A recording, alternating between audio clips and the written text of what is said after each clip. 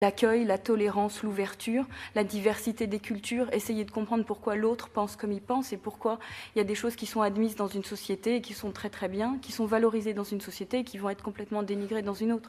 Quand on est biculturel, c'est ces questions-là qu'on se pose forcément. Et après, on se les pose même avec des gens de sa propre culture. Donc c'est cette attention-là.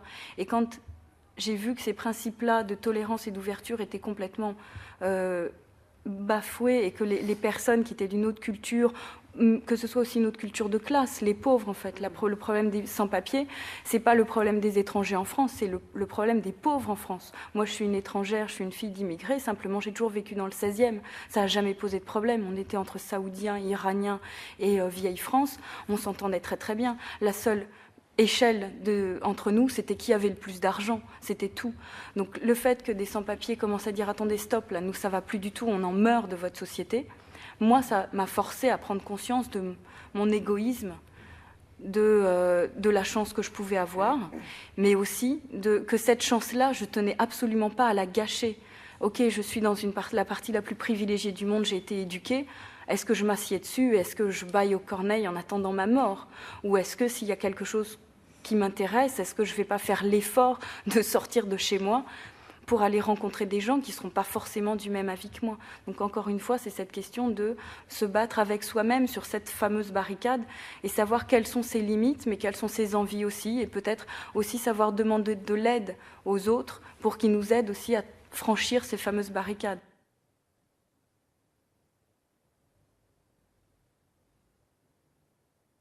Allons enfants de la patrie, le jour de gloire est arrivé.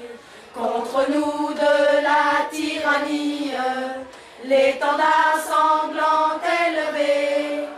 L'étendard sanglant est levé. Entendez-vous dans les campagnes mugir ces féroces soldats. Ils viennent jusque dans nos bras, égorger nos fils et nos compagnes. Aux armes, citoyens, formés au bataillon, marchons, marchons, qu'un sang impur abreuve nos sillons.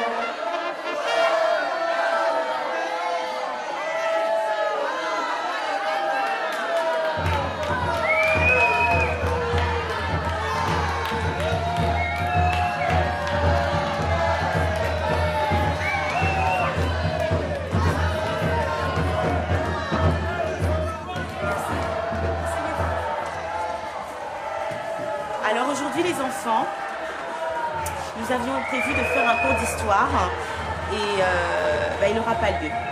Vous entendez, il y a plein de choses qui se passent à l'extérieur et on aimerait un peu savoir si vous êtes conscients de ce qui se passe à l'extérieur là. Il y a des choses graves qui sont en train de se passer en dehors de la classe. Qu'est-ce qui se passe? Céline était là avec nous, elle est partie, vous savez pourquoi elle est partie? Elle est où? Elle est où? Pourquoi? Personne ne sait où Céline est allée? Oui, Oui? Quelqu'un sait? Elle est partie se battre, oui? Sur les barricades? Sur les barricades, oui? Avec ses frères, exactement. Et Est-ce qu'elle va mourir? il y a des gens qui risquent leur vie. Et est-ce que tu sais pourquoi ils risquent leur vie? Parce que les Versaillais, ils peuvent les tuer? Oui. Et pour quelle chose? Contre quoi? Ou pourquoi se battent-ils? Parce que les communards, ils veulent l'égalité et les Versaillais, l'inégalité.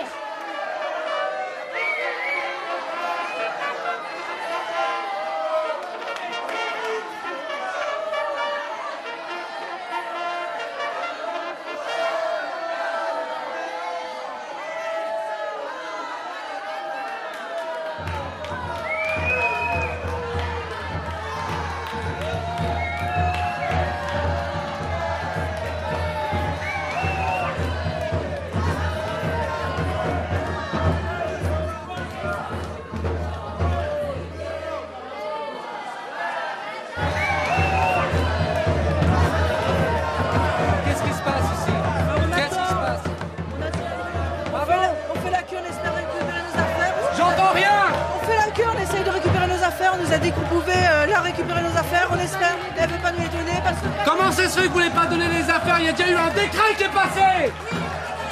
Seulement il y a des dates, monsieur. Et c'est les objets déposés simplement fin octobre et début novembre que je peux rendre. Donnez-moi vos numéros, mesdames. Voilà. Je sais pas, j'ai besoin de mon matelas, j'ai besoin de récupérer mes affaires. Non, Maintenant que les choses ont été déposées, on peut pas les avoir. Citoyen Jourde. Joachim, qu'est-ce qui se passe ici avec le mont-de-piété? C'est quoi la situation? Demandez à Jourde pourquoi il n'a pas tout simplement supprimé le mont-de-piété. Demandez-lui.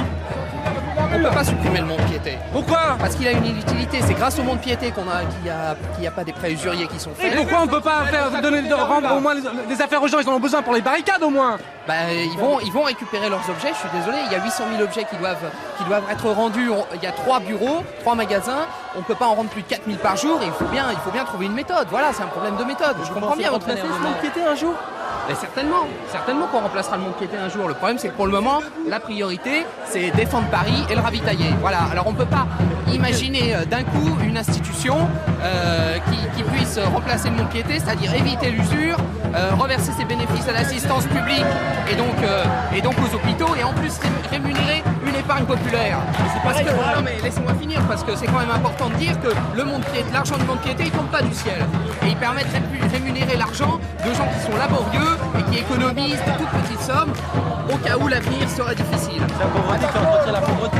La Banque de France, qu'est-ce que vous faites avec la Banque de France? Parce que l'avenir m'a l'air un petit peu difficile en ce moment. Peut-être, mais ça n'a rien à voir. L'avenir m'a l'air un petit peu difficile en ce moment. C'est de la Banque de France que vous voulez me parler, c'est ça? Pourquoi on n'y touche pas par là?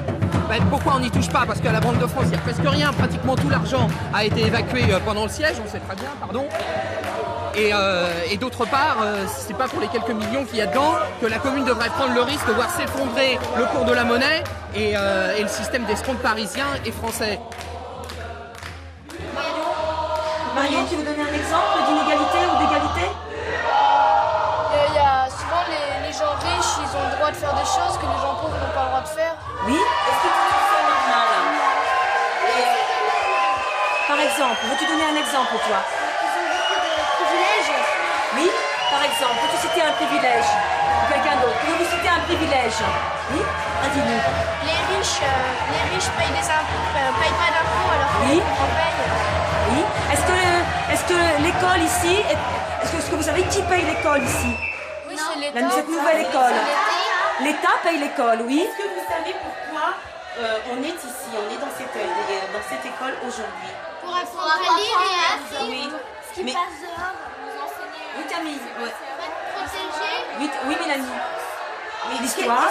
Est-ce que vous vous rendez compte de la différence entre l'école avant notre arrivée et l'école maintenant qu'on est là avec vous? Il y a eu des arts, mais il n'y a plus de religion. Attends, Clémence. Avant, on apprenait surtout à pouvoir être une bonne femme au foyer et tout ça, alors que maintenant, on apprend surtout les choses essentielles et vous nous dites vraiment ce qui se passe, alors qu'avant, il y avait encore du bruit dehors et on savait. Vous n'avez pas de réponse à les questions? Qu'est-ce qui se passe ici? C'est la commune, mais à quoi ça rime ça? Ils sont en train de tout casser, tout brûler. Qu'est-ce qu'on va arriver à faire maintenant? Qui est en train de tout casser? Qui c'est qui est en train de tout casser? Tous les communards, mais qu'est-ce qu'on va faire après? Tout ça va foutre tous les communards.